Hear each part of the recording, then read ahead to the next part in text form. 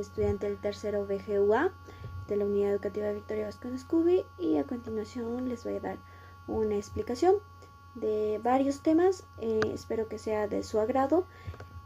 Gracias. La Revolución Cubana. La Revolución Cubana es un movimiento político armado en 1953 para derrocar al dictador Fulgencio de Bastías e instalarse en el gobierno. Aunque al principio sus líderes lo negaron, se formó un estado revolucionario que estableció que sea de corte socialista, que perdura hasta la actualidad. Esta revolución se estalló en 1953 cuando Fidel Castro y su hermano Raúl y un grupo de hombres armados intentaron entrar al cuartel del monarca, pero fracasaron, el cual fueron puestos a prisión y liberados tras 2 años.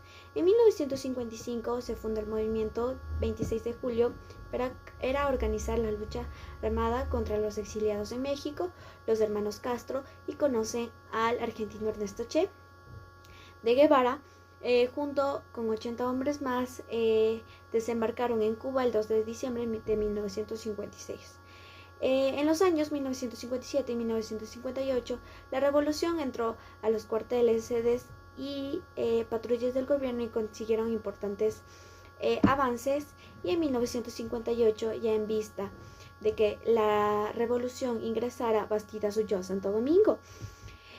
Y en 1959 llega el victorioso Fidel Castro a Santiago de Cuba, y desde entonces se considera el 1 de enero como el día del triunfo de la revolución. Bueno, las causas de la revolución cubana fueron el autoritarismo de Fulgencio de Bastidas, que llegó al poder mediante un golpe de estado, la dependencia económica, especialmente de los Estados Unidos, la mala administración, la corrupción de políticas sociales y el desempleo, que era la causa mayor de esta revolución. La crisis de la deuda externa del Ecuador. En un periodo aproximadamente de 20 años, desde el 2000 al 2020, una deuda pasó de 11 millones de dólares a 68 millones de dólares. Esto quiere decir en términos absolutos que 568% de una deuda en la PBI era lo total que se tenía. Eso quiere decir que desde hace 20 años el país lleva en una deuda externa.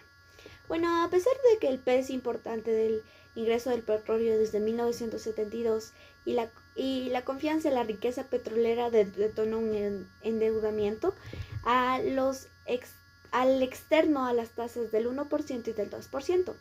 Con cada deuda que se iba creciendo, había 22 veces de forma sostenida en 1961, que era el 260 millones de dólares, hasta que en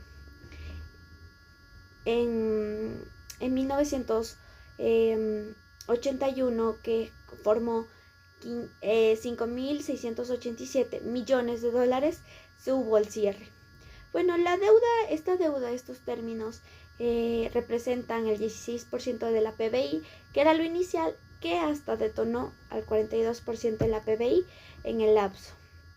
Sería decir que en los años 80, después de el derecho a la democracia, se presentan varias condiciones adversas que presentan la crisis. Por ejemplo, se contrae el comercio internacional debido a la caída de la demanda de productos primarios, o sea, el país ya no producía un comercio internacional, por lo que sus ingresos bajan. Esto quiere decir que disminuyen los ingresos y empieza a disminuir el ingreso al país, y esto conlleva a que no se empiecen a cumplir los pagos de la deuda externa conforme lo debían haciendo. Por ejemplo, también para el financiamiento externo. Para el financiamiento externo de América Latina, los intereses adquiridos se suben porque la crisis para el Ecuador hizo esto, y el interés, por ejemplo, mientras más tiempo va, el interés más va subiendo, y subió al 70%. Esto quiere decir que el endeudamiento estaba más de intereses que del pago inicial que se hizo, ya que los intereses de las deudas anteriores y de los gobiernos anteriores que no se fueron pagando fueran acumulándose durante todo el trastorno del tiempo. Esto quiere decir que había más intereses de pagar que deuda.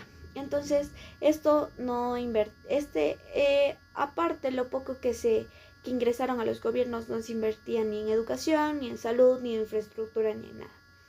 Entonces, esto hizo que la PBI, que de los pocos ingresos que el Ecuador tenía, ya sean internacionales o nacionales, el 50% sea pagado para las deudas externas en el país y el otro 50% sea para el Ecuador.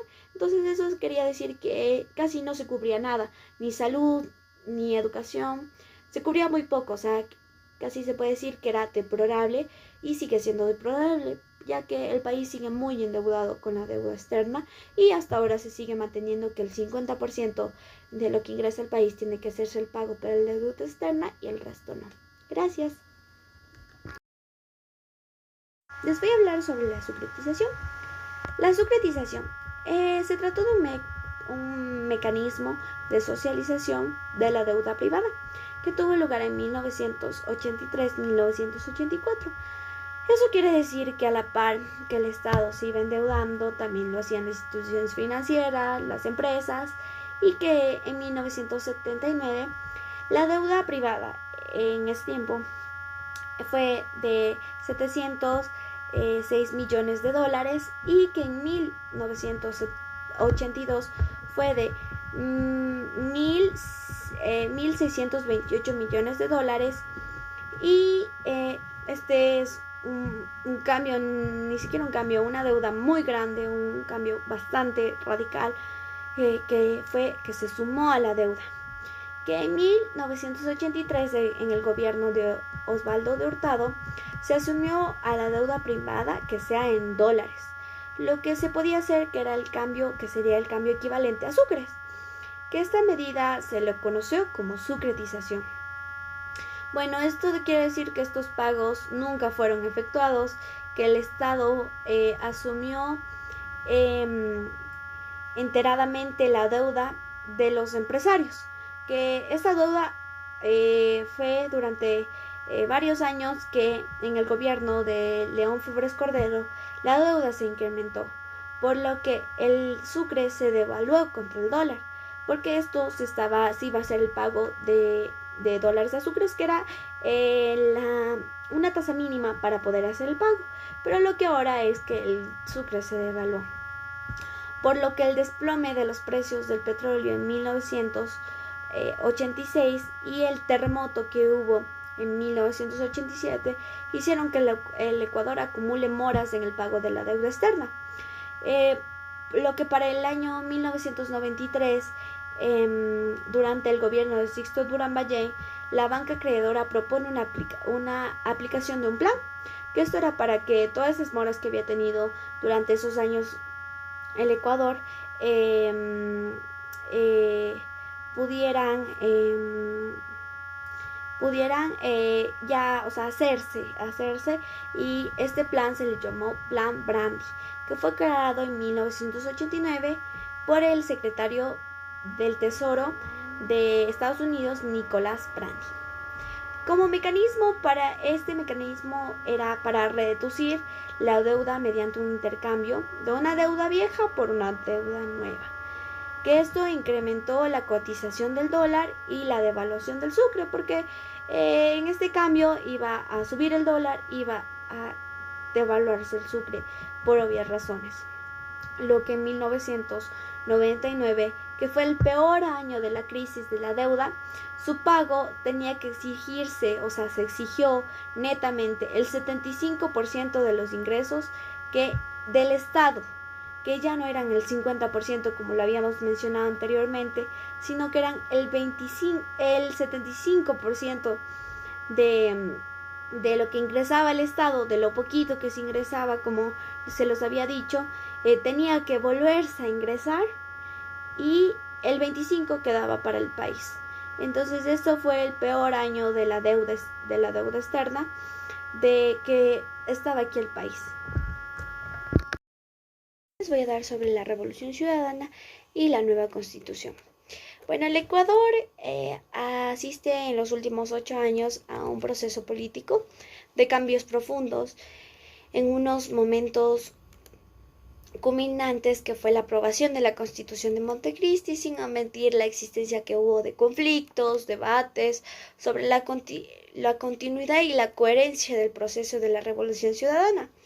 Este presente artículo buscaba que la política de cooperación para el buen vivir, entendiendo que de la misma se compone de la variedad de distinciones de ideologías, esencialistas y programanistas mediante una cooperación para un buen vivir que haya en el Ecuador.